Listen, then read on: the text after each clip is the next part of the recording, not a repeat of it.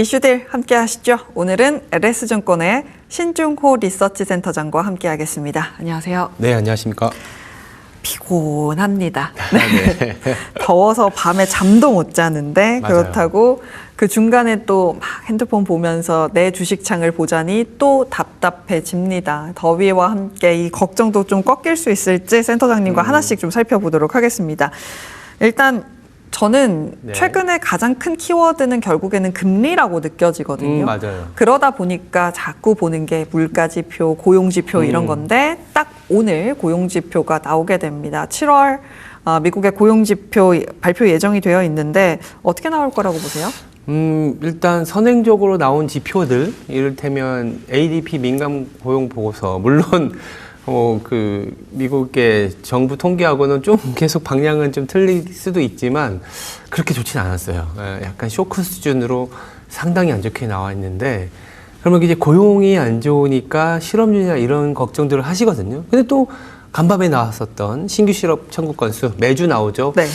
이건 또 사상체는 아니지만 20만 건 언더로 나왔거든요. 이하로 나왔다라는 거는 그만큼 해고자가 많지 않다라는 거죠. 그래서 고용도 없고 해고도 없는 일명 no fire, no hire. 그래서 실업률도 아마 지금 4.2인가가 컨센서스인데 그 정도이지 않을까. 근데 눈여겨봐야 되는 거는 시간당 고용 임금이라 그래서 이 소위 말해서 연봉에 올라가는 속도나 이런 부분들인데 이게 조금은 완만해지거나 조금은 둔화되는 모습을 보여주면 시장은 좀 그대로 좀 박수를 보낼 수 있다. 왜냐하면 간밤에 리사쿡 그 연주 의원이 긴축에 대한 고민을 좀 하고 있는 상황이었거든요. 네, 맞습니다. 물가 아까 말씀하신 것처럼 금리가 여전히 높은 수준은 그래도 동결은 했지만 하반기에 금리 인상해야 되는 거 아니냐라는 우려가 있는데 오늘 고용지표에서 만약 시간당 평균 임금이라든지 고용이 조금 시장의 기대보다 하회한다라는 그런 뉴스가 나온다면, 그리고 그럴 것 같긴 한데, 왜냐하면 아까 말씀드린 것처럼 ADP나 이런 거 보면, 그러면 시장은 금리 인상이나 내지는 매파적인 스탠스를 조금은 이 사이드로, 옆으로 좀 밀어두는 그런 시장이 되지 않을까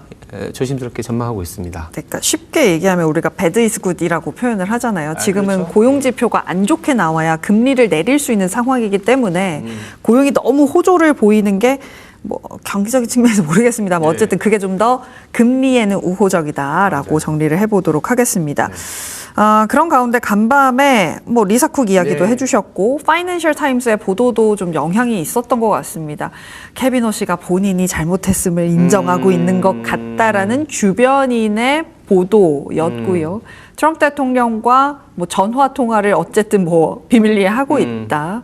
그러면서 이 소통 방식에 대해서 그도 고민이 많다. 뭐 이렇게 이야기를 하더라고요. 이거 자체가 저는 다 노이즈로 느껴지거든요. 노이즈도 맞고 약간의 커뮤니케이션 전략도 일부러? 예.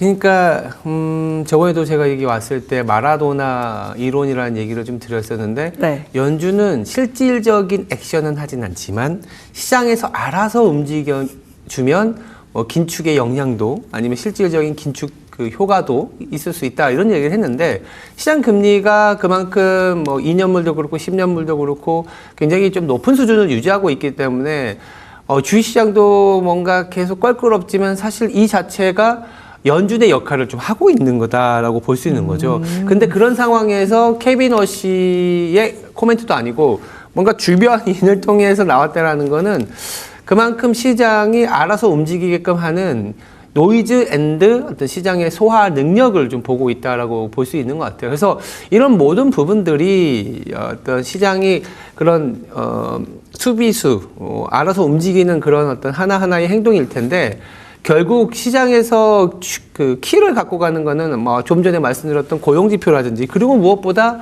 이 월 중반에 이 물가지표가 있잖아요. 그래서 아마 다음 주 네. 주중반에 나오지 않을까. 맞아요. 지금도 기대를 하고 있는 부분이 결국 7월에 나왔었던 물가지표가 괜찮았거든요. 근데 그때는 이제 메모리 중심의 하방 압력이 크다 보니까 그게 소위 말해서 호재로서 작용을 좀 못했었는데, 만약에 8월 중순의 물가지표가 조금 안정이 된다면, 특히 코어 쪽에 코어 쪽이 안정이 될 수 있는 여러 가지 요인들이 고용이 안 좋아지면 서비스 물가라든지 주택 가격에 미치는 영향이 줄어들고 있지 않습니까?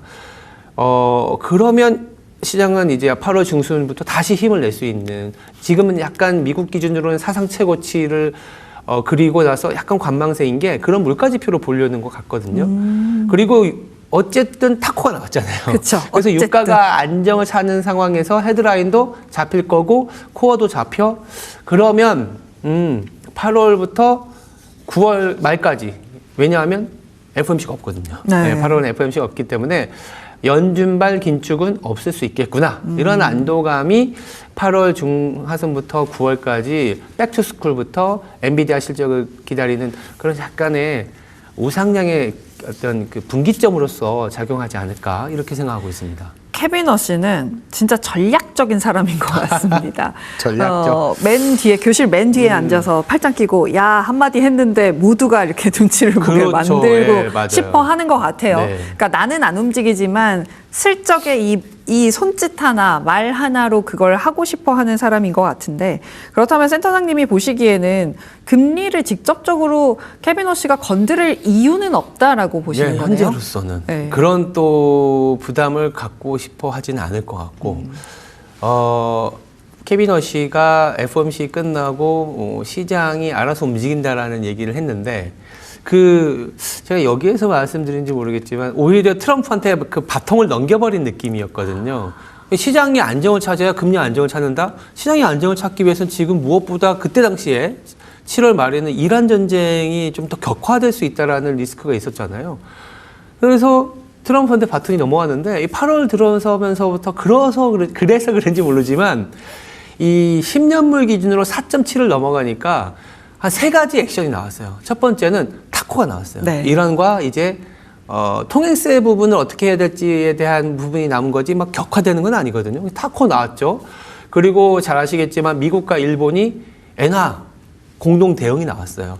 이게 왜 금리를 안정시키는 거냐? 아시겠지만 일본 은행이 만약에 엔화를 사수하기 위해서는 미국채 매도에 대한 압박도 있었거든요. 네. 매도하면 어떻게 됩니까? 가격이 하락한다는 건 금리가 올라가는 거잖아요. 그래서 미국의 백산트 장관이 투두 리스트에 네. 엔화 살 것, 바이, JPY 이렇게 써왔던 것도 미국채를 담보로, 니네가 갖고 있는 미국채를 담보로 달러를 빌려줄게 있거든요. 그래서 약간은 뭐라고 해야 되나, 금리의 상승을 좀 저해하는 이런 부분이었고, 마지막으로 미국의 재무부가 어저께 QRA라 그래서 그 쿼터리 리뷰, 그러니까 뭐냐면 한마디로 국채 발행량을 얼마 찍을 거야. 그런데 생각보다 시장보다는 좀 낮았어요. 그러니까 국채를 많이 발행하면 어떻게 됩니까? 또 가격이 하락하잖아요. 네. 그럼 금리가 올라가는. 이런 세 가지 액션이 나왔다는 건 뭐냐? 지금 미국의 정부와 트럼프는 미국채 금리가 여기서 더 올라가는 거를 싫어하거나 조금 어떻게든 사수하려고 하는구나. 그러면 투자자 입장에서는 미국채 사는 것도 괜찮을 것 같고, 일드가 4.7인데요. 네. 그리고 이제 하방 약간 금리가 안정을 찾으면 가격이 올라잖아요. 주식 투자자 입장에서도 고밸류에이션이나 제약바이오주, 우리나라의 왜 중소형주가 괜찮아지냐? 이런 금리가 이제 더 이상 못 오르지 않겠냐. 그래서 뭐 투자 아이디어까지 넘어가는 단계 이전에 타코와 QRA 미 재무부 그리고 미국과 일본의 공동 대응이 나온 거는 금리를 좀 상단을 누르려는 액션이 동시다발적으로 나오고 있다. 이렇게 해석하시면 될 것 같아요. 그렇다면 지금 바톤이 지금 트럼프 대통령에게 좀 넘긴 거라고 말씀해 주셨잖아요. 트럼프 대통령은 지금 중간 선거를 위해서 그 바톤을 잡고 달려야 하고, 그럼 주식시장 올려야 되거든요. 미국 지금 사상 최고치예요. 그러니까 사상 최고치인데 여기서 더 올라가야 뭔가 더 된다? 내가 얘기했더니 올해 몇 프로 올랐어 이거를 하고 네. 싶어 할 거 아니에요. 이게 근데 봐요. 참 우리나라 투자자분들 좀 힘드실 거예요. 왜냐하면 우리나라는 40%나 하락했는데 쟤네는 사상 미국은 사상 최고치예요. 네. 근데 미국 투자자들도 그걸 알고 있을 거거든요. 네. 아니 한국 코스피 6월 말 기준으로 100%나 올랐는데 S&P는 기껏해야 15% 20% 이랬는데 딱 봤더니 저 이렇게 변동성이 심해. 우리나라가 최고네. 이렇게 생각하지 않을까요? 이미 그렇게 하고 있어요. 그리고 우리나라 서학개미들도 다시 생겨나잖아요. 네, 다시 가죠. 주변에도 보면 한국 주식 삼성전자, SK하이닉스 포모가 너무 심해갖고 아 지금이라도 삼성전자 해야 되나? 나 미국 주식밖에 없었는데 근데 지금은 미국 주식 갖고 계신 분들이 그냥 역시 미국이다 이런 생각을 할 거예요. 이 말을 드리는 이유는 우리나라에서 가장 자산으로 보면 비중으로 가장 큰 게 뭡니까? 부동산이잖아요. 그래서 정부의 정책이라든지 정책이 나올 때마다 짜증과 분노가 나오는 이유도 자산이 그게 비중이 많기 때문에 많으니까. 미국은 주식이잖아요. 그쵸. 그래서 주식이 좋다?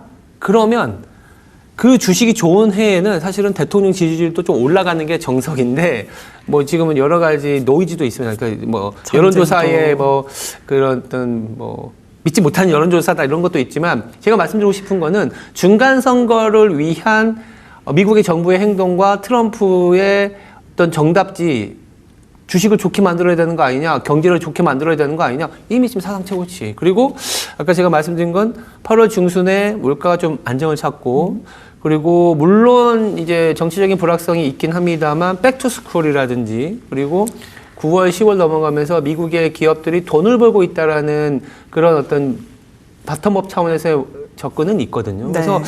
약간은 미국은 계속 뭐랄까요 안정적인 우상향의 기조를 가져갈 수 있는 힘은 있고 그럴 가능성이 높다 이렇게 보고 있습니다.